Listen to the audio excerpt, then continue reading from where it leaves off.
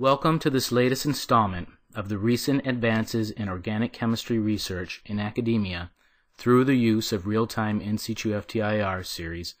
I'm going to do something a little different than what I've done in the previous installments.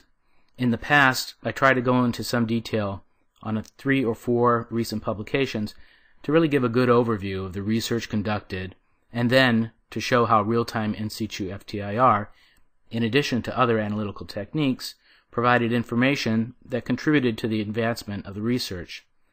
Today, I'll cover a broader range of papers, going into less detail with the hope of conveying the broad scope of application for in situ FTIR in academia. From January until November in 2010, there have been 28 publications in the ACS journals alone, with 22 of those coming from academia. What is clear from the list of journals represented is that in situ mid-IR is used across a very wide range of chemical research.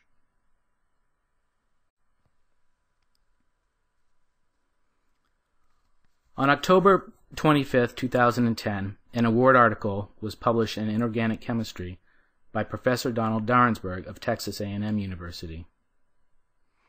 According to my research in ACS journals alone, Professor Dahlberg has cited the use of FTIR in 26 publications.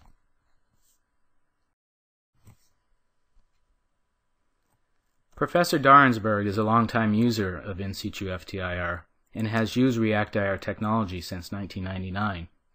A typical configuration that he uses is shown above, where a high-pressure probe with a silicon sensor is mounted directly into the bottom of a PAR autoclave vessel. To quote from the article, as indicated in Figure B, this procedure for in situ monitoring of the epoxide CO2 coupling reaction provides real-time data for the formation of both copolymer and cyclic carbonate reaction products. For the two commonly studied alicyclic and aliphatic epoxide, CHO and PO, we established that, at the reaction conditions of 80 degrees C, the two epoxides were selective for affording polycyclohexylene carbonate and polypropylene carbonate, respectively. Upon a decrease of the reaction temperature to 30 degrees C, the reaction between PO and CO2 selectively provided polypropylene carbonate.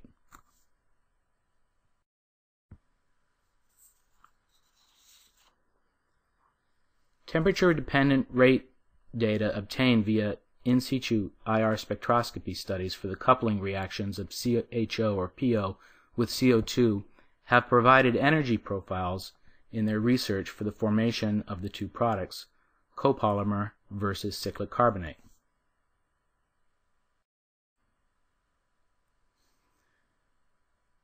Dahlberg has also used FTIR extensively for reaction kinetic studies.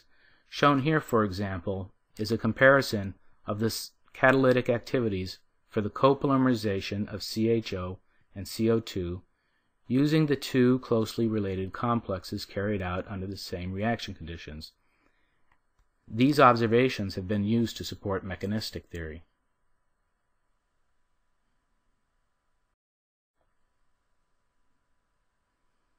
In Part 5 of the Recent Advances series, I covered this research in more detail.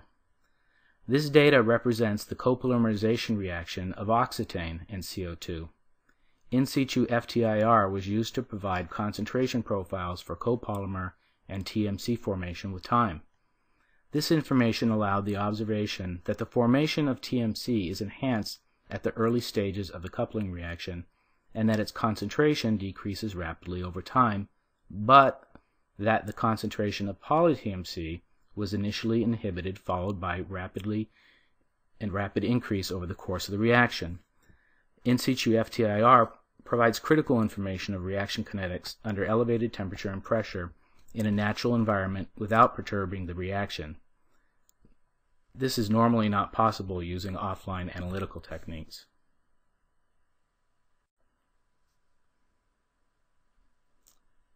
This next article comes from Professor Bernhard Rieger at the Technical University of Munich, which was published in the ACS Journal of Macromolecules on the web on October 22, 2010. Their research is on polyhydroxybutyrate PHB, a naturally occurring aliphatic polyester that is produced by a variety of bacteria and microorganisms as an internal energy and carbon reserve, and thus features biodegradation and biocompatibility. PHB is an important biopolymer for a variety of reasons, but is currently only manufactured through biotechnology. The bioengineering route to PHB is expensive compared with the chemical synthesis of commodity polymers.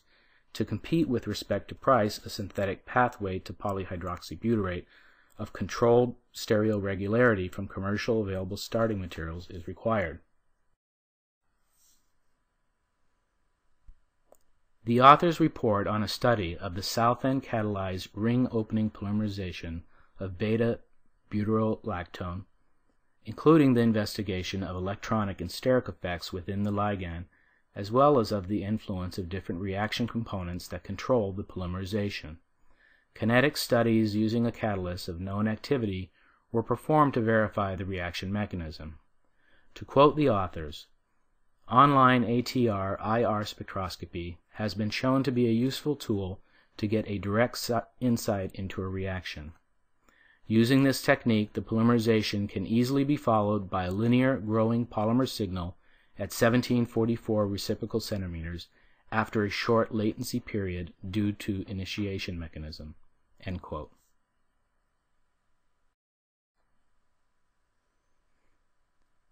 As is usually the case, other analytical techniques are used as complementary data sets. In this case, proton NMR and in situ IR were used to provide kinetic information that was then used to determine reaction order. In situ FTIR is particularly powerful because of the number of data points. Typically, the data acquisition rate is 1-minute intervals or less, so one experiment can yield hundreds of data points. Kinetic software, such as our recently introduced IC Kinetic software, can take advantage of these data-rich files, drastically reducing the number of experiments needed to obtain the information needed to determine rate law equations confirming reaction orders.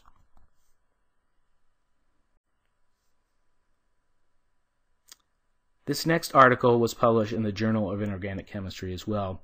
However, as it involves organic chemistry, I thought it had a place here, and it's a good example of yet another application for in situ FTIR. It comes to us from Professor Chiang of the Institute of Chemistry in Taipei, Taiwan.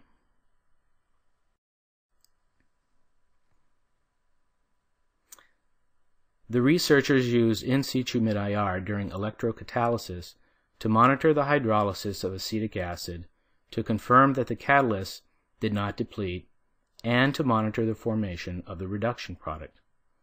Much more spectroscopic information can be found in the supporting information.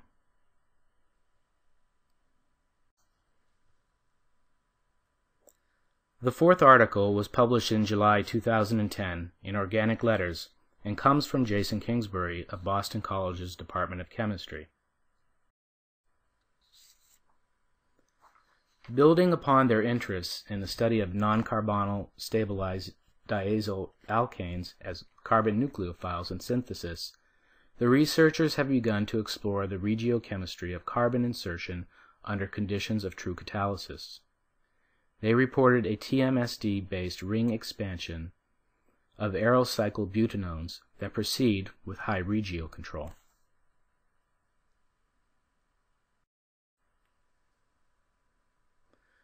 Quoting the authors, closer analysis of the reaction pathway for the homologation of ketone 1A was revealing.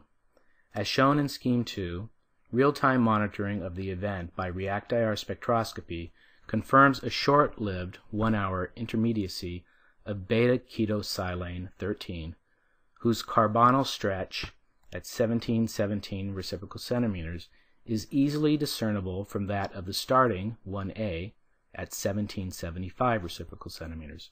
End quote. The use of in situ FTIR to monitor reactive intermediates is a common application and is one, as is in this case, that can provide critical reaction mechanistic information. Note that this reaction is conducted at 0 degrees C, so it is probably not possible to detect this short-lived intermediate species by offline analytical techniques.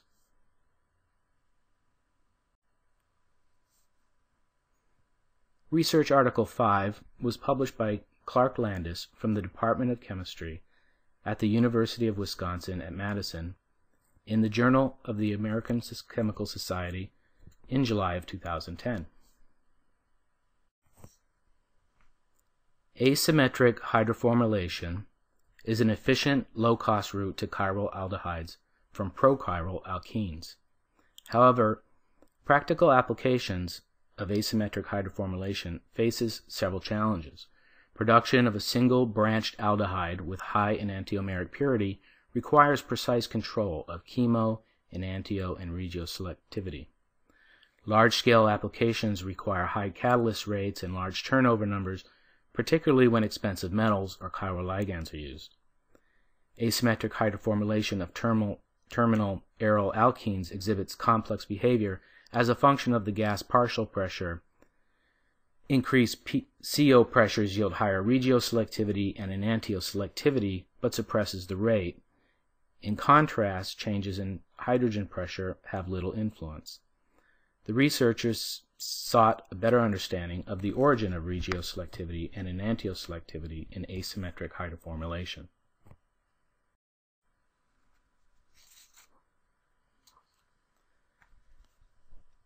As is with many of the examples we have seen here, FTIR was used to determine reaction kinetics. In this case, hydroformylation rates were shown to exhibit a linear dependence on catalyst and alkene concentration. The effect of catalyst and alkene concentrations on hydroformylation rates is depicted in the figure shown.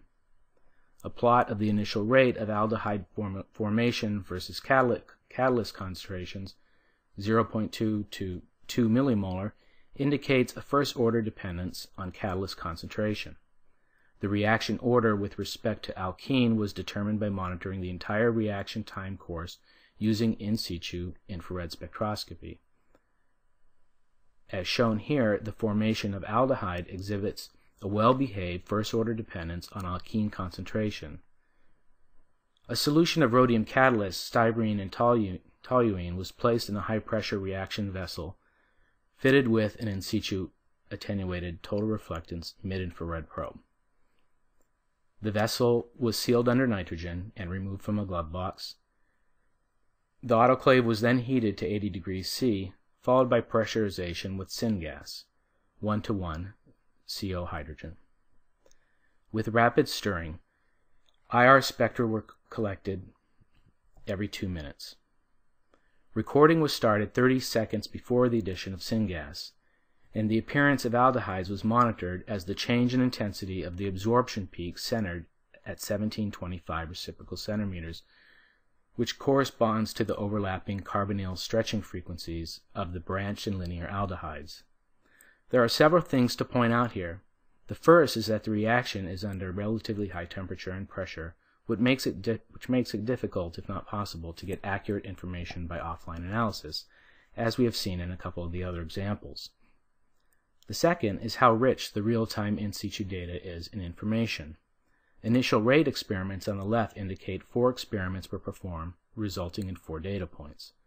In situ information on the right was collected at 2-minute intervals, resulting in 120 data points from one experiment over a wide range of synthetically relevant and changing component concentrations. The sixth and final example from the literature was also published in July of 2010. It comes from David McMillan at the Merck Center for Catalysis at Princeton, in Princeton, New Jersey, and was published in the Journal of the American Chemical Society.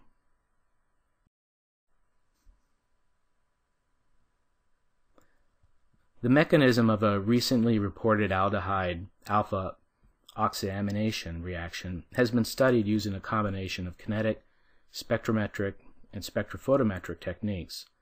Most crucially, the use of a validated cyclopropane-based radial clock substrate has demonstrated that carbon-oxygen bond formation occurs predominantly through an enamine activation manifold.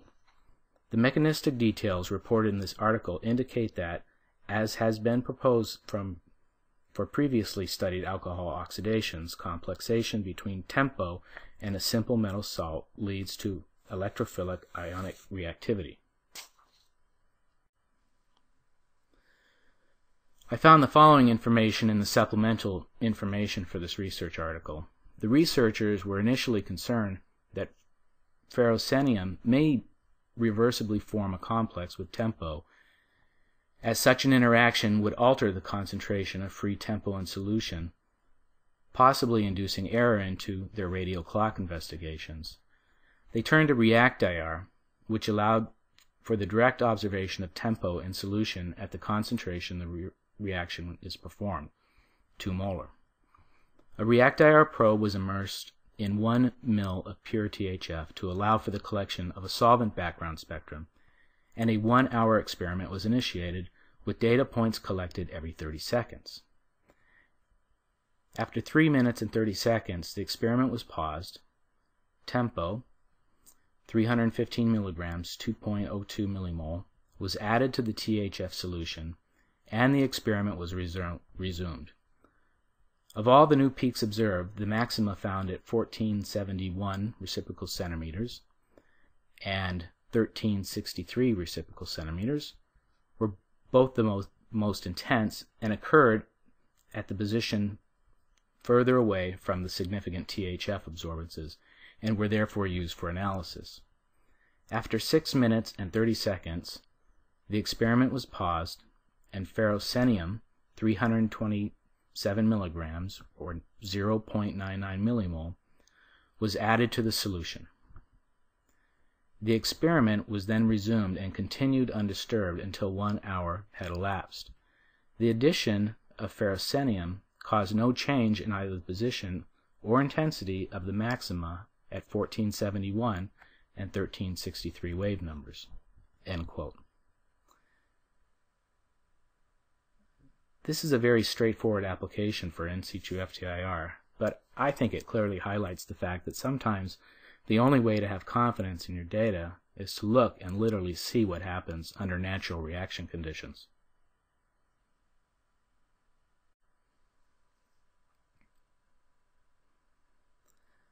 I would like to conclude by making some observations about the examples we saw here for the use of in situ FTIR in academia, and also based on my past experience with the use of FTIR in academia and sometimes in industry as well. First, the information contained in real-time in situ FTIR data provides outstanding value really across a wide range of applications. This is proven not only by the few examples I have shown here, but by the nearly 1,000 or so research articles that have been published worldwide citing the use of ReactIR alone. Of course, in situ FTIR is not the sole analytical tool in really any of these articles. I intentionally focused on the information that ReactIR provided. But the key is to use the information to complement other analytical techniques. I can say from experience that many times in situ FTIR provided that critical piece of information that allowed the researchers to focus their research in the right direction. A couple of the examples today showed us how easy it is to get accurate information in situ and in real time from reactions that were under pressure, at extreme temperature, or both. Any kind of extreme reaction condition, which can include toxic or hazardous conditions, makes the collection of information automated, eliminating not only the perturbation or disturbance of the chemistry, but also having to come in contact with it, particularly valuable. As we can see here, using ReactIR is a natural for kinetic studies.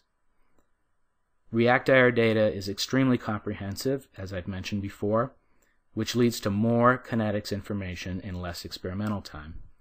Instead of running 20 or 30 experiments to get initial rate data across a range of concentration, many times the same information can be extracted by conducting 2 or 3 carefully designed experiments. This is easier than ever to achieve now that specific software, as I mentioned earlier, IC Kinetics, has been developed by us to directly import and automate kinetic analysis of ReactIR data files. I'll finish with a comment that is more anecdotal than anything else, and that is, The more you use in situ FTIR, of course for me meaning ReactIR, the more you come to realize how indispensable that information is. David Collum from Cornell University once told an audience at a conference I attended on process development chemistry that when he is consulted by industry about a problem they are experiencing with some particular synthesis, that he always asks, "What did the ReactIR tell you?" And if they say they didn't look at the chemistry with ReactIR, he asks, "Why not?" So Professor Collum is a long-time user of ReactIR technology and clearly has come to realize how important the information is. I find the same realization to be true across not only academia, but in industry, where those who use the tool routinely get the most value from it.